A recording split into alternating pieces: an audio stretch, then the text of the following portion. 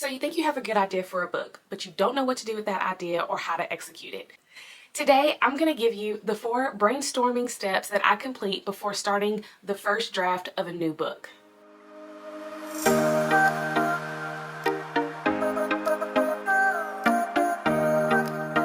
Hi, my name is Ashley. If this is your first time here, and if you are a returning subscriber, thank you so much for your continued support.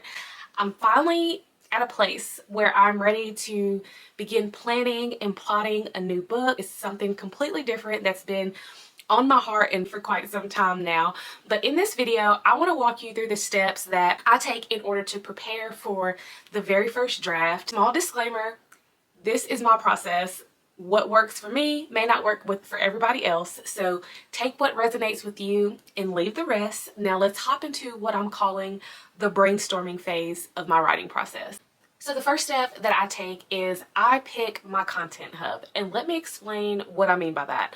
My content hub is what I use to store all of my story information. So any ideas, any character ideas, any marketing ideas or things that may come up that is related to the book that I'm currently writing, I have one place that I try to store it all, especially in the beginning phases. Now, there are a couple of different ways that you can create your content hub. The first could be on your laptop or your iPad, whether you want to use like a Google Doc or a writing software that allows you to store information, vast amounts of information in any type of way that you want to. You can also use your phone. Something as simple as a notes app and even Google Docs on your phone is an option. This is something that you take with you everywhere, so it's pretty accessible and available for you to quickly jot down information.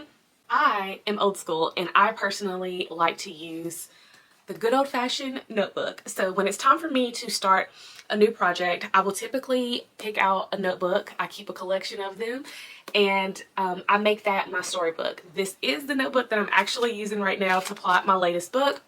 But the importance of this is to have a place that you are able to reference back and notate everything and know that it's going to be there. I will say that I use a hybrid of my cell phone and a notebook.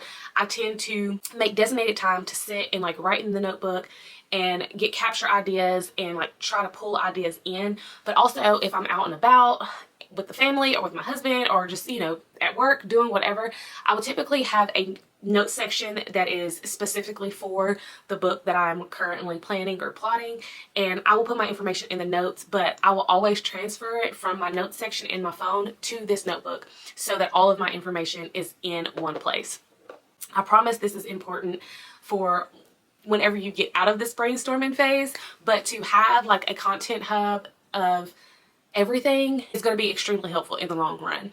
I would even venture to say that having a digital content hub may be even better because you're able to add your pictures in there and music in there, but physically writing down is what works for me. It's how I get it out of my head. It's also what inspires me to write other stuff because I'll be halfway through a sentence and then I'll be ready to write down a different idea. But I'm jumping ahead of myself.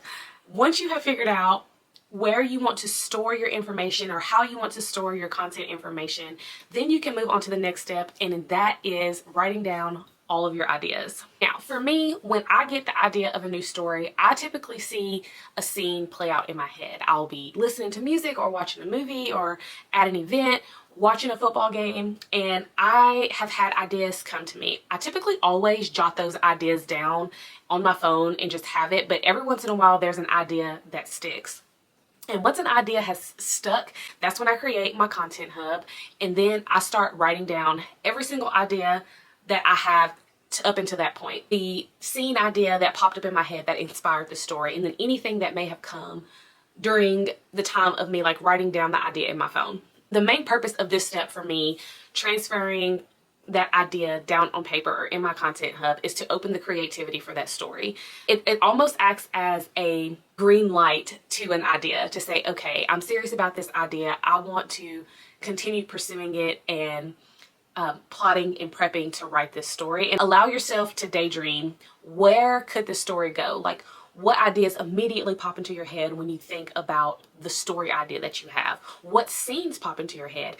And don't really try to tell the story in a chronological order.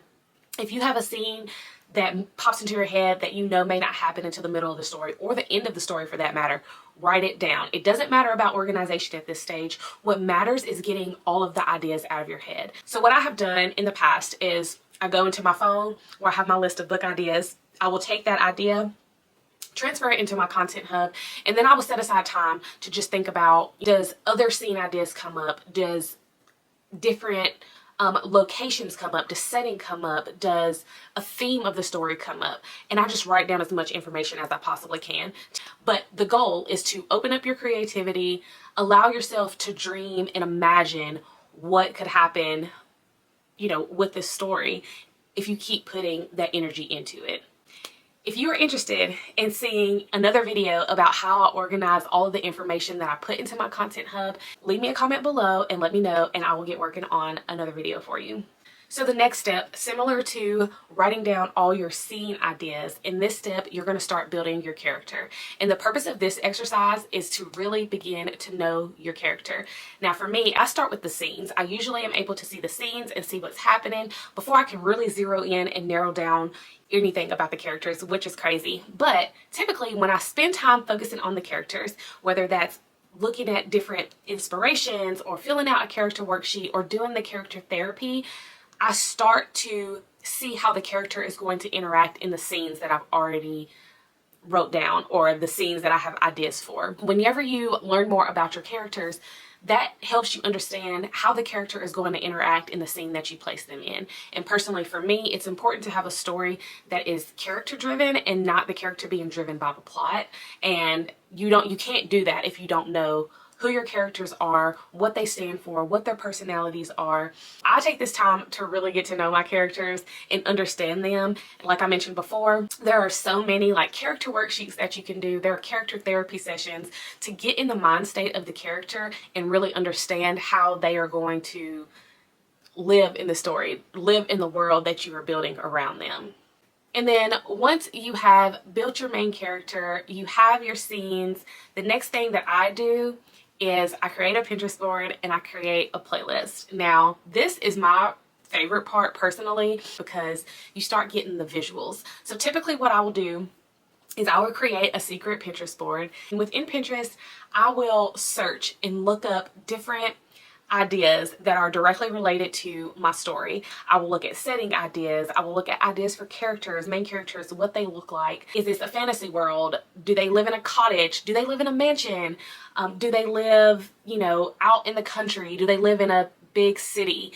I'll take all those ideas and I'll look for pictures and inspiration and I compile those into a Pinterest board, so that when I'm needing a little bit of inspiration or if I'm wanting to reference something, I have a picture to go back to see like, what were you thinking whenever you wrote this idea down?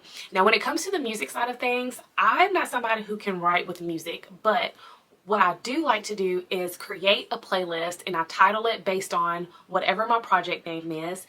And I add songs to that makes me think of the book. So currently right now, the book that I am in my brainstorming phase with and that I'm prepping, I don't have set scenes that I'm going to go with.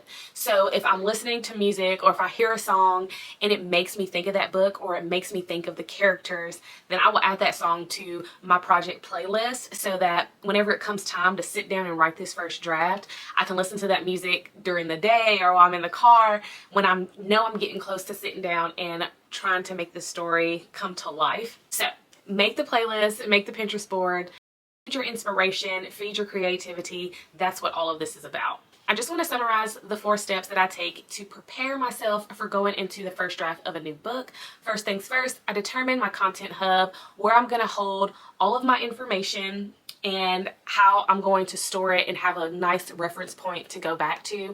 The next thing I do is I write down all those scene ideas and inspiration and what comes to mind when I think of the story that I'm trying to tell. What do I want the reader to feel?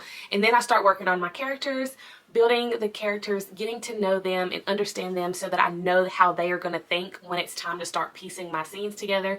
And then lastly, I create a Pinterest board and a music playlist so that I'm able to have a visual representation of my story, have that visual inspiration to go back to and reference as I'm writing and needing that fuel to move on, and then just the music to keep the vibe of the story going good and keeping you in the mood to write. And that is the end of today's video. If you made it this far, leave me a laptop emoji If you like this video and the information that I provided here, please give this video a thumbs up. Subscribe if you would like more content from me in the future.